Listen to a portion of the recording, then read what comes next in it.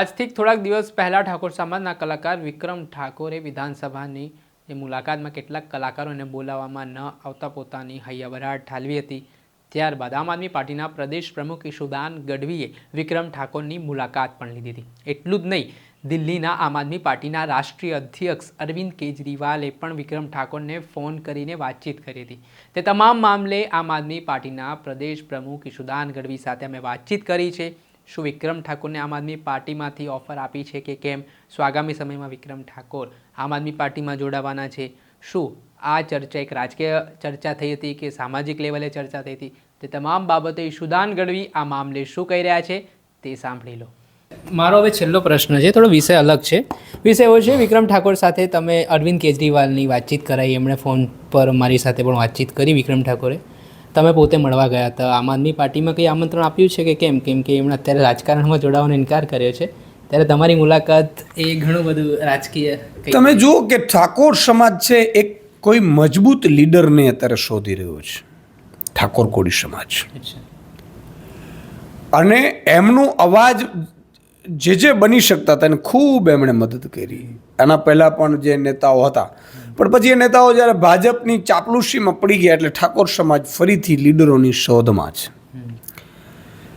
અને વિક્રમભાઈએ વિધાનસભાને લઈને નિવેદન કર્યું અને એને લઈને આખો સમાજ એમને અને આખું ઉત્તર ગુજરાત એમના સપોર્ટમાં આવી ગયું. એટલે સ્વાભાવિક છે કે મેં આ મુદ્દાને લઈને હું એમને મળવા ગયેલો. વિક્રમભાઈ સાથે અમારી સામાજિક ચર્ચા થઈ છે, કોઈ પોલિટિકલી ચર્ચા નથી થઈ. રાજકારણમાં જોડાવું ન જોડાવું એ તો વ્યક્તિનો પોતાનો નિર્ણય હોય છે, પણ આમ આદમી તો સારું કરે છે, બધાને ખબર છે. અને વિક્રમભાઈ સાથે સામાજિક મુદ્દે કે ભાઈ સમાજનો વિકાસ નથી થયો, ફિલ્મ ઇન્ડસ્ટ્રીઝનો વિકાસ. તમે જુઓ, સાઉથની ફિલ્મ ઇન્ડસ્ટ્રી ટોપ ઉપર છે, ગુજરાતની ફિલ્મ ઇન્ડસ્ટ્રીની કેમ ધૂળ નીકળી ગઈ? આ નમાલા નેતાઓને, ભાજપના નેતાઓને, મુખ્યમંત્રીના વિઝન વગરની સરકાર છે. એટલે આપે 2 વર્ષ મને સાઉથની ઇન્ડસ્ટ્રીઝને ટક્કર મરાવી એવી ફિલ્મ ઇન્ડસ્ટ્રીઝ કરી દઈએ. એવી જ રીતે કલાકારોમાં તમે જુઓ, આપણું વારસો છે, ગુજરાતનો પરંપરાગત કલાકારો છે. કલાકારોને ક્યાં જાતે કદાચ વિદેશમાં જઈ શકે છે, બાકી સરકાર ક્યાં એને પ્રોત્સાહન આપે?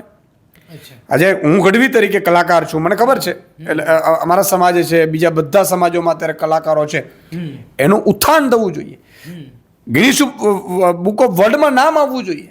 એને સરકાર સેંકડો કરોડનો બજેટ હોય છે, 300-400 કરોડનો. આ લોકો વિઝન વગરના નમાલા નેતાઓ બેસી ગયા છે, એટલે કોઈ વિઝન નથી. એની મેં અમારી ચર્ચા થઈ. સાથે સાથે અરવિંદજીને જ્યારે હું મળવા ગયેલો ત્યારે પણ અમારી ત્યાં અરવિંદજીની ચર્ચા થયેલી. મેં કીધું ઠાકોર સમાજનો આગેવાન છે, સમાજ એમના ખૂબ માની રહી છે, અને ગુજરાતનો અમિતાભ બચ્ચન છે, ફિલ્મના હીરો પણ છે. એટલે મેં એમણે અરવિંદજીને કીધું કે આપ વાત કરો વિક્રમભાઈને. દિલ્હી આવવાનું આમંત્રણ આપ્યું છે, વિક્રમભાઈએ સ્વીકાર્યું છે. દિલ્હી ક્યારેક જશે, મળશે. આ એક સામાજિક મુલાકાત હશે. પણ બીજી વાત આપને કહી દઉં કે વિક્રમભાઈઓ હોય કે કોઈ પણ ગુજરાતના આગેવાનો હોય, ભાજપના હોય કે કોંગ્રેસના હોય, ભાજપમાં તમે જશો તો શું કરશે? પતાવી દેશે. તમે જુઓ, એક આંદોલનમાંથી નીકળેલા 2 ચહેરા એને આ લોકોએ ખતમ કરી નાખ્યા. ધારાસભ્ય શું છે? માત્ર, બરાબર, કશું જ નથી. ખાલી ધારાસભ્ય બનાવીને રાખી દે, જિલ્લા તાલુકા પંચાયતનો સભ્ય બનાવીને રાખી દેશે.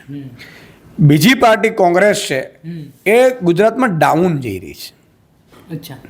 તમે જુઓ ને, કોંગ્રેસ 78માંથી સીધી 17 અને બધું ડાઉન જ જતી રહી છે. નગરપાલિકાઓ 13 હતી, અત્યારે એની પાસે એકે નથી. અને કોંગ્રેસમાં ખુદ રાહુલ ગાંધીએ કીધું ભાઈ ઘણા નેતાઓ છે કે જે ભાજપની બી ટીમ તરીકે કામ કરતા હતા. બરાબર છે, હું નથી કહેતો, હું તો કોંગ્રેસના આગેવાનોને બધાને સારા જ કહું છું, એટલે કોઈ નિવેદન મારું એ ન થાય.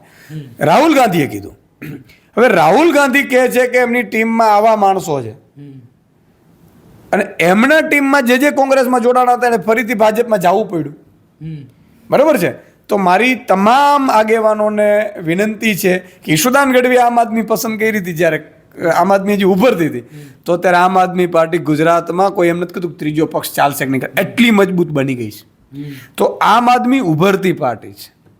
આમ આદમી, તમે ચેતર વસાવા જોઈ લ્યો, આદિવાસીનો લીડર, એટલે લીડર પેદા કરનારી પાર્ટી છે.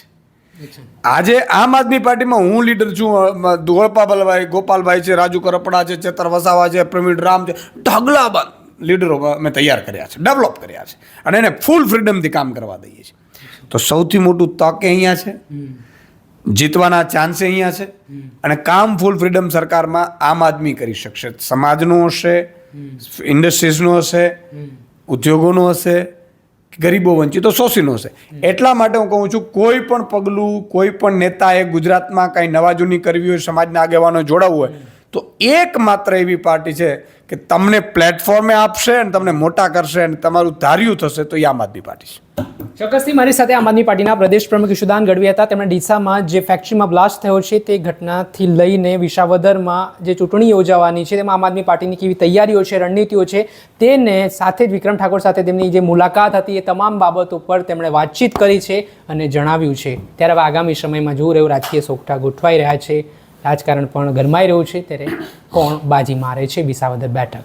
વૈષ્ણવજન તો તેને કહીએ જે પીડ પરાય